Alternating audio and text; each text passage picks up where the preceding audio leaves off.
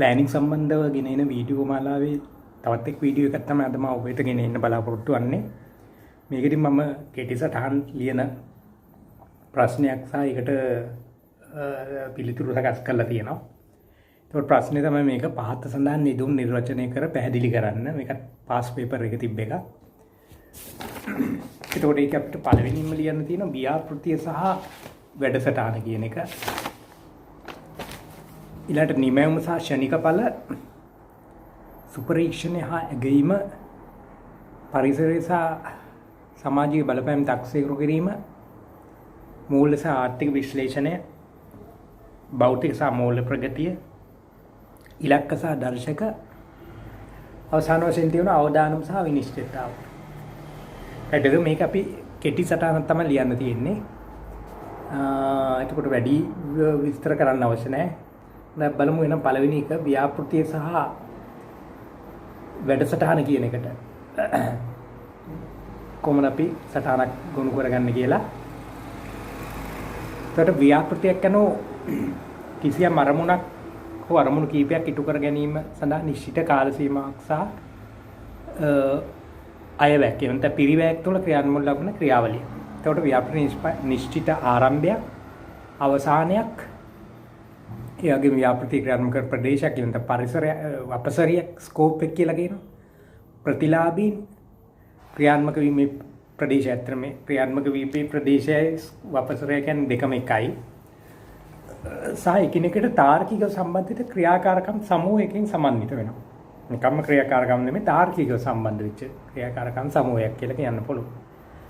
Right ඊට පස්සේ අපි ඊට අමතරව මේකේ උන්න ව්‍යාපෘති චක්‍ර බවුන්ගේ ව්‍යාපෘති චක්‍රය රොන්ඩිනෙල්ලි ව්‍යාපෘති චක්‍රය රෝක බැංකුව විසින් ඉදිරිපත් කරපු පුටි චක්‍ර තියෙනවා කියලා ඒ වගේ පියවරන් ඔබට පැහැදිලි කරන්න පුළුවන් අවශ්‍ය නම් රයිට් ඊට පස්සේ අපි වැඩසටහන කියන එකට මම ලියලා තියෙනවා වැඩසටහනක් කරන පොදු අරමුණක් කරා මේ යොමුණු ලබන ව්‍යාපෘති ගණනාවක එකතු. එතකොට ඔබ දන්නවා ව්‍යාපෘති වැඩසටහනක් කියන්නේ ව්‍යාපෘති සමූහයක එකතුව. ඒකට ඒක වඩාත් පුළුල් ස්වරූපයක් ගන්න අතර වැඩසටහනක් තුළ ව්‍යාපෘති රාශියක් ක්‍රියාත්මක වෙනවා. එතකොට ඒ වැඩසටහනේ අරමුණු ඉටු කර ගැනීමට එක් එක් ව්‍යාපෘති අරමුණු වෙන වෙනම ඉටු වී තිබිය යුතුයි. රයිට්. ඊට පස්සේ බලමු නිමැවුම සහ ෂණික ඵල කියන එක. එතකොට මේක ව්‍යාපෘතිය අවුට්පුට් එක සහ අවුට්කම් එක කියන එක මෙතන අහන්නේ.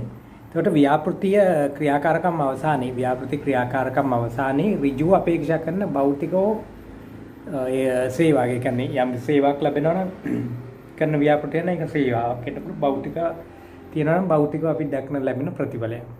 දැන් උදාහරණයක් ඇටියට උඩ ඉදිකල ගොඩනැගිල්ලක් කියන එක අපි ගත්තොත් මේ කියන්නේ ගොඩනැගිලි ඉදිකල ව්‍යාපෘතිය නම් අපිට භෞතික අවසාන වශයෙන් දකින්න පුළුවන් වෙන්නේ භූමියේ ඉදි කරපු ගොඩනැගිල්ල. ඒකම පුහුණු වැඩසටහනක් පැවැත්වුවා. ඒක අපිට භෞතිකව දකින්න නම් මෙන්න ඒක සේවාවක් විදිහට දකින්න පුළුවන් පුහුණු වූ පුද්ගලයන් පුහුණුව ලැබුව පුද්ගලයන් ගන්න. වගේ එකක් මෙතන අද සඳහන් කරා.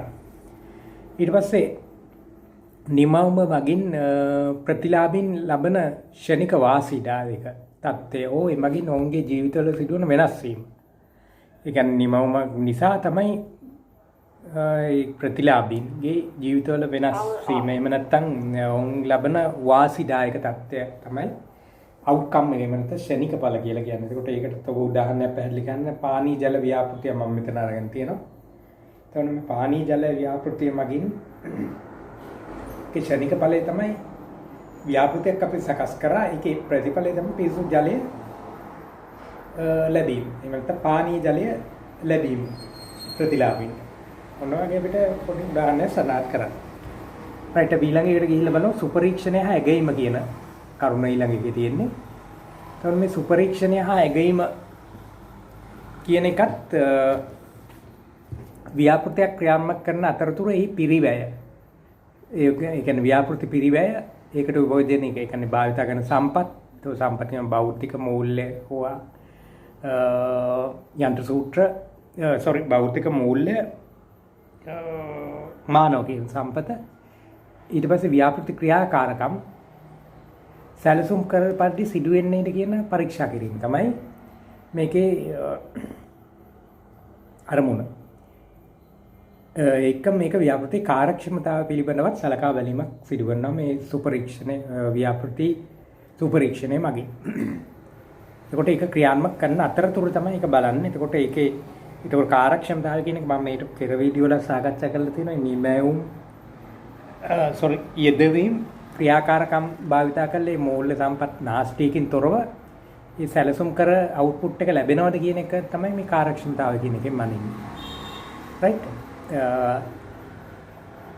එතකොට මේ ව්‍යාපෘතියක පිරිවැයක් තියෙනවා, සම්පත් තියෙනවා.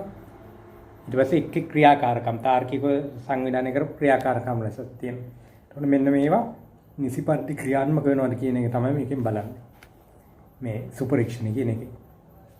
ඊළඟට අපි මේ ඇගීම කියන එකෙන් කියන්නේ ව්‍යාපෘතිය මගින් බලාපොරොත්තු වූ අරමුණු ඉටු වී තිබේද යන්න පිළිබඳව සිදු කරන විග්‍රහයක් කියලා කියන්න පුළුවන්. කියන්නේ ව්‍යාපෘතිය ක්‍රියාත්මක කිරීමට පෙර ක්‍රියාත්මක වන අතරතුර සහ ක්‍රියාත්මක කිරීමෙන් පසු යන අවදීන් වලදී සිදු කරනු ලබන. ඒකට ඵලදායීතාවය තමයි මෙහිදී සලකලා බලන්නේ ව්‍යාපෘතිය. කොපමණ ඉන්පුට් එකකට කොච්චර අවුට්පුට් එකක් ආවද කියන එක තමයි බලන්නේ. ඒකට මේ ව්‍යාපෘතිය මගින් අරමුණු ඉටු වෙනවද කියලා තමයි මේකෙදි පරීක්ෂා කරන්නේ. එතකොට ව්‍යාපෘතිය ක්‍රියාත්මකට පෙර ex ante evaluation ඊට පස්සේ ක්‍රියාත්මක වන අතරතුර ongoing evaluation සහ ක්‍රියාත්මක කිරීමෙන් පසුව කියන ex post evaluation කියන මොන අවදීන් තුනේදී මේක සිදු කරනවා. රයිට් අපි ඊළඟට බලමු පරිසරය සහ සමාජීය බලපෑම් තක්සේරු කිරීම කියන එක. එතකොට ව්‍යාපෘති සහ ස්වභාවික පරිසරයට ව්‍යාපෘතියක් මගින් ස්වභාවික පරිසරයට ඒකට ස්වභාවික පරිසරය කියවම භෞතික හා ජෛව කියන පද්ධති වලින් සම්බන්ධ ස්වභාවික පරිසරයට සිදුවන බලපෑම හඳුනා ගැනීම සහ කිසියම් ව්‍යාපෘතියක් මගින් ඒකේ ස්වභාවික පරිසරයට අයිතිකර බලපෑමක් සිදු වෙනවා නම් එම අයිතිකර බලපෑම අවම කිරීම සහ ඔන්න කියන්න පුළුවන් හිතකර බලපෑම උපරිම කිරීමට ක්‍රියාත්මක කිරීමක් තමයි අපි මේ පාරිසරික බලපෑම් තක්සේරු කිරීමක් කියලා කියන්නේ. ඊට පස්සේ මේ සමාජීය බලපෑම් තක්සේරු කිරීමක් කියන්නේ ව්‍යාපෘතිය ක්‍රියාත්මක කරන ප්‍රදේශීය ජනතාවගේ ජීවනෝපාය, ඔවුන්ගේ සංස්කෘතිය, ඊට පස්සේ ජනතාවගේ ආගමික කටයුතු, ඊළඟට දේශපාලනික වගේ ඔන්න කරුණු සමාජීය කරුණු වල ඇතිවන ධනාත්මක හෝ ඍණාත්මක බලපෑමක් අධ්‍යයනය කිරීම. ව්‍යාපෘතිය ක්‍රියාත්මක කරන ප්‍රදේශය තමයි මේක කරන ඒ ප්‍රතිලාභින්ගේ සිදුවන ජීවිතවල වෙනස් වීම කියන්නේ සංස්කෘතික ආගමික සහ දේශපාලනික මේට අමතරව තව කරුණු තියෙනවා කොයිවත් ඇතුළත් කරන්න මේකට. එතකොට ඒකත් ධනාත්මක හා ඍණාත්මක වශයෙන් තමයි තක්සේරු කරලා බලන්නේ. ඊට පස්සේ මූල්‍ය සහ ආර්ථික විශ්ලේෂණය කියන එකත් මම මේ වීඩියෝ මාලාවේ බොහෝ සාකච්ඡා කරලා තියෙනවා. එතකොට බලමු මූල්‍ය සහ ආර්ථික විශ්ලේෂණය කියන එක මෙතන සටහනට අනුව ව්‍යාපෘති යෝජකයාගේ දෘෂ්ටි කෝණයෙන් ව්‍යාපෘති ලාභදායීතාවය මැන බලා.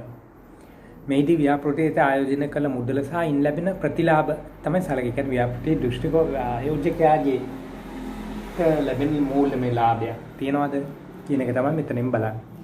ඒ වුණාට ආර්ථික විශ්ලේෂණයකට වෙන්නේ ව්‍යාපෘතිය නිසා සිදුවන සමාජීය ආර්ථික ඒකකෙ දෙයෙන් සිදුවන වෙනස් වීම් තමයි සලකලා බලන්න. ඒටි රැකියා උත්පාදනයක් වෙනවද? ජාතික ආදායම ඉහළ යාමක් සිදුවනවද? ඊට පස්සේ රජයේ සුබ සාධනයට දායක වෙනවද? වගේ කරුණු මේ ව්‍යාපෘතිය නිසා වගේ දේවල් සලකලා බලන්න. රයිට්. අපි ඊළඟට බලමු ඉලක්ක සහ දර්ශක කියන එක. ඒකට යම් නිශ්චිත කාල සීමාවකදී ළඟා කර ගැනීමට අපේක්ෂා කරන සුවිශේෂී තත්ත්වයක් තමයි අපි ඉලක්කයක් කියලා සරලව කියන්න පුළුවන්. ඒකට උදාහරණයක් ලෙස 2013 වන විට දරිද්‍රතාවය 4% දක්වා අඩු කිරීම කියලා අපි නිකන් උදාහරණයක් ගමු. ඇත්තට මේක වැරදි 2013 මොකද දැන් ඉවර වෙච්ච දෙයක්. දැන් ඔබ මේක ලියනකොට ලියන්න මට ඒක මෙතන අප්ඩේට් කරගන්න වැරදියක් දාලා තියෙන 2026 වෙන්න ඕන මෙතන. 2026 හෝ 2026 පසු කියන්නේ ඉදිරි වර්ෂයක වෙන්න ඕන ඉලක්කයක්. ඒකෝට අපි දැන්ට ඉටු වෙච්ච දෙයක් සාකච්ඡා කරන්න බෑ ඉලක්කයකින්. අපි ඉටු කරගෙන විට අනාගතේ අපේක්ෂා කරන දෙයක් නේද? එතකොට 2026 වෙන විට දරිද්‍රතාවය 4% දක්වා අඩු කිරීම වගේ එකක් අපිට උදාහරණයක් විදිහට ගන්න පුළුවන්. මේක ඔබ මෙතන හදා ගන්න 2013 කියන එක 2028 වගේ මේ වර්ෂයක්.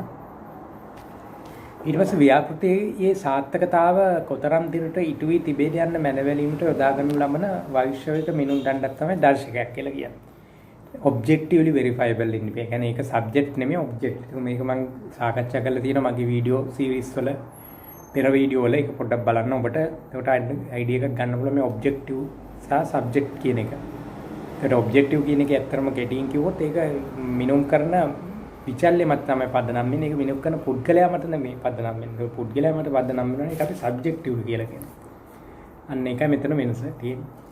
ඒක වෛශ්වික මිනුම් දඬු කියන්නේ සාර්ථකත්වයෙන් මනින්න භාවිතා කරන විද්‍යාත්මක ක්‍රමවේදයක් අනුව සකස් කරපු දෙයක් තමයි දර්ශකයක් කිව්වේ. එතකොට දර්ශකයක් අපි විද්‍යාත්මක සකස් කිරීමේදී ඒකට අපි යම් ප්‍රමාණාත්මක බවක් මනිනවා, ගුණාත්මක භාවයක්, ස්ටෑන්ඩඩ් එකක් සහ කාලයකුත් තියෙන්න ඕනේ දර්ශකෙන්. මෙන්න මෙම කාලය කියන්නේ මේ බොහෝ විට ව්‍යාපෘති කාලය තුලනේ අපි ව්‍යාපෘති වසර 5ක්. මේ වසර 5 තුලදී තමයි දර්ශකය වැලිඩ් වෙන්නේ. ඊට පස්සේ ඒකේ වැලිඩ් වළංගුතාවය සාකච්ඡා කරන්න බෑ. ඊට පස්සේ රයිට් ඊළඟට බලමු අවදානම් සහ අවිනිශ්චිතතාව කියන එක. එතකොට අනාගතයේ සිදුවිය හැකි යම් සිදුවීමක් නිසා ව්‍යාපෘති අරමුණු වලට බලපෑමක් ඇතිවීමේ සම්භාවිතය. ඒ කියන්නේ අවදානම් කියන එක. කියන්නේ අනාගතයේ සිදුවෙන්න පුළුවන් ඒක අපි දන්නේ නැහැ. ඒ කියන්නේ පුරෝගතනය කරනවා. පුරෝගතනය කරන්න බෑ. ඒ සමානට ව්‍යාපෘති ප්‍රමාදයක් වෙන්න පුළුවන්. එහෙම නැත්නම් මේක ව්‍යාපෘති ක්‍රියාකාරීත්වය බාධාවක් වෙන්න පුළුවන්. බලපෑමක් ඇති වෙන්න පුළුවන්. ඒකට දත්ත සහ තොරතුරු මේ යම් මට්ටමකට පුරෝගතනය කරන්න පුළුවන්. ඒ කියන්නේ කාලගුණ වෙනස් වීමක් වගේ දෙයක් අපි හිතමු. ගම් වතුර තත්ත්වයක් එහෙම නැත්නම් වැසි තත්ත්වයක් ඇති වෙනවා. ඒකට විදිකිරීම ව්‍යාපෘතියක් කරනවා. ව්‍යාපෘති කාලය තුල වැසි තත්ත්වයක් ඇති වෙනවා. ඒකට ඒක පුරෝගතනය කරන්නේ කොහොමද අපි? කලින් පාස් weather data අරගෙන ફોකාස් කිරීමක් කරනවා. කලින් කාලගුණ දේශගුණ තොරතුරු අරගෙන අපි පුළුවන් මේක ફોකාස් කරන්න. ඒ කියන්නේ පුරෝගතනය කිරීමක් කරන්න පුළුවන්. එහෙම කළා ඒ අවධානය යම්කිසි මට්ටමකට අඩු කරගන්න පුළුවන්. අවිනිශ්චිතතාවය ගත්තොත් එimhe අනාගතයේ සිදුවිය හැකි වෙනස් වීම පිළිබඳව නිශ්චිතව ප්‍රකාශ කිරීමට නොහැකි තත්ත්වයක්. ඒතකොට මේ අවිනිශ්චිතතාව කියන එක හරියටම කියන්න බෑ. ව්‍යාපෘති සැලකුම් කරන්නේ අවිනිශ්චිතතාවයෙන් අවම කිරීමට උපකල්පන දා ගන්නවා. ඒක වෙන්න ඒ වුණත් ඒක ඇති වෙන්න පුළුවන්. ඒ නිසා අපේ කන්ටින්ජන්සි ප්ලෑන්ස් කියලා හදන්න. ව්‍යාපෘතියක් ක්‍රියාත්මක කරනකොට යම්කිසි අවිනිශ්චිත කන්ටින්ජන්සිස් කියලා අපි වෙන් කරනවා. විදිකිරීම ව්‍යාපෘතියක් ගත්තොත් එහෙම ඒක කන්ටින්ජන්සිස් ප්‍රතිශතයක් විදිහට 10% වගේ වෙන් කරනවා කියන්නේ පිළිවෙල. එතකොට එතනින් අපිට පුළුවන් මේ යම්කිසි අවිනිශ්චිතතාවයක් ඇති වුණොත් ඒකට පිළියම් වදන් උදාහරණයක් ඇටියට කැරල්කාරී තත්ත්වයක් එහෙම නැත්නම් භාණ්ඩ හිඟයක් භාණ්ඩ වල උච්චාවචනේ නෙමෙයි භාණ්ඩ හිඟයක් ඇති වෙන්න පුළුවන්. අවිනිශ්චිත ඒ කියන්නේ කැරලි කාර්ය සද්දයක් කර තත්ත්වයක් ඇති වෙන්න පුළුවන් රටේ යුද්ධමය තත්ත්වයක් එහෙම නැත්නම් ගවර්න්මන්ට් එක වෙනස් වීමක් වගේ මොනවා වගේ තත්ත්වයන් ඒවා අපිට පුරෝගතනය කරන්න බෑනේ. අන්න ඒ වගේ දෙයක් තමයි මේ අවිනිශ්චිතතාව කියලා කියන්නේ. uncertainty එක. contingency plans හදන්නේ මේකට. ඒකට අපි ඉදිකිරීම ව්‍යාපෘති වල contingency allowance එකක් අපි දානවා estimate එක හදනකොට. BOQ එක හදනකොට අපි වැඩේ කරනවා. right. දැන් ඊළඟ එක බලමු අපි මේ භෞතික සහ මූල්‍ය ප්‍රගතිය කියන එක. එතකොට ව්‍යාපෘතිය සැලසුම් කරන ලද ක්‍රියාකාරකම් ප්‍රායෝගික භූමියේදී කෙතෙක් දුරට අවසන් වී ඇද්ද යන්න මෙයින් අදහස් කරනවා. එතකොට මේ භෞතික ප්‍රගතිය ප්‍රතිශතයක් ලෙස ප්‍රගති වාර්තාවල සටහන් කරනවා. උදාහරණයක් ලෙස ගොඩනැගිල්ලක් ඉදිකිරීමේදී අත්තිවාරම් දැමීම, බිත්ති බැඳීම වැනි කාර්ය නිමවූ ප්‍රමාණය භෞතික ප්‍රගතියක්. ඒ කියන්නේ අපි ගොඩනැගිල්ලක් හදනකොට විස්තර කරලා තියෙනවා මෙතන ඒක ව්‍යාපෘතිය අපි සැලසුම් කළ එක ප්‍රායෝගික භූමියේදී ක්‍රියාත්මක වන භෞතික අපි දකින්න ලැබෙන ප්‍රමාණය තමයි භෞතික ප්‍රගතියෙන් අදහස් කරන්නේ. එතකොට මේක ප්‍රතිශතයක් වශයෙන් දක්වන්න ඊට පස්සේ උදාහරණෙට මෙතන ගොඩනැගිල්ලක් ඉදිකිරීමේදී අපි දන්නවා බීම් සකස් කිරීම, අත්තිවාරම් ඉදිකිරීම, ඊට පස්සේ බිත්ති මැදීම, වහලය ගැසීම, කපරාරු කිරීම, ඊට පස්සේ පොළව ටයිල් කිරීම,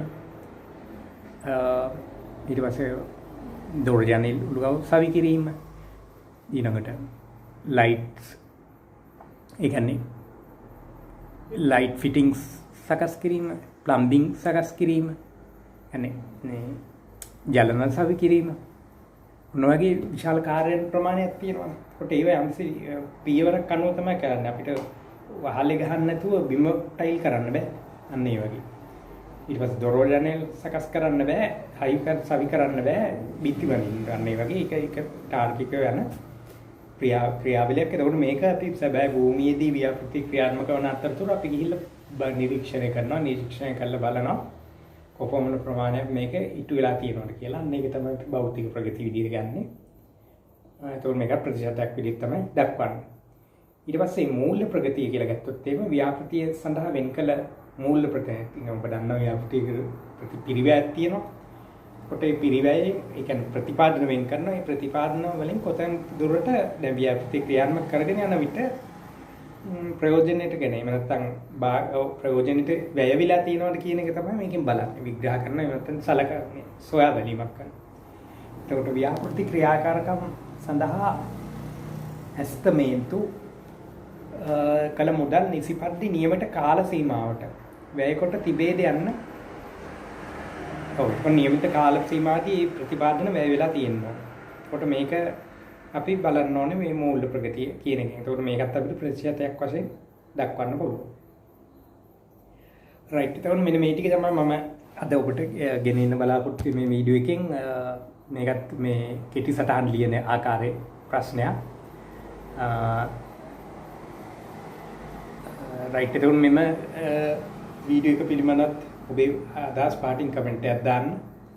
ඒකම මේකේ මේ වීඩියෝ එක ඔබේ තවත් යාළුවෙලියන් බලන්න ෂෙයා කරන්න. අපි මම තවත් මේ වගේ වීඩියෝ එකක් ඔබ වෙත ගෙන එන්නම්.